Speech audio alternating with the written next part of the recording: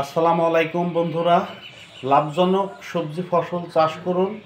কোন সবজি ফসলগুলো সবথেকে লাভজনক ফসল সেই ভিডিওই আমি আপনাদের বলছি।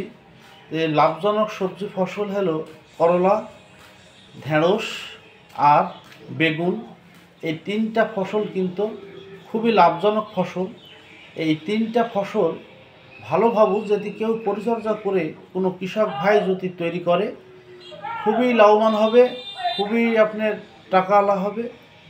এতে বিঘাতে 2 লক্ষ টাকা করে আপনার বিক্রয় করতে পারবে এই ফসলগুলো।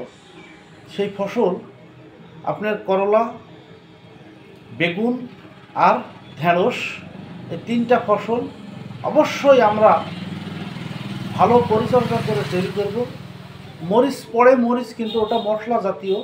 তো এই তিনটা ফসলের যে কোনো সমস্যা বা যে কোনো রোপণের পদ্ধতি বা বীজের সমস্যা সব কিছু নিয়ম মেনেই যাতে আপনারা ফসল চাষ করতে পারেন। আপনি কমেন্ট করেন, সম্পূর্ণ আপনার উদ্যোগ দেওয়া হবে। আপনার পরিচর্যা, আপনার সমস্ত কিছু নিয়ম, পরিবেশ সম্পূর্ণ আপনার দেখাশোনার ব্যবস্থা করে দেওয়া হবে। তা আপনারা এই ফসল তিনটা করবেন, অবশ্যই লাভবান হবেন। আসসালামু আলাইকুম।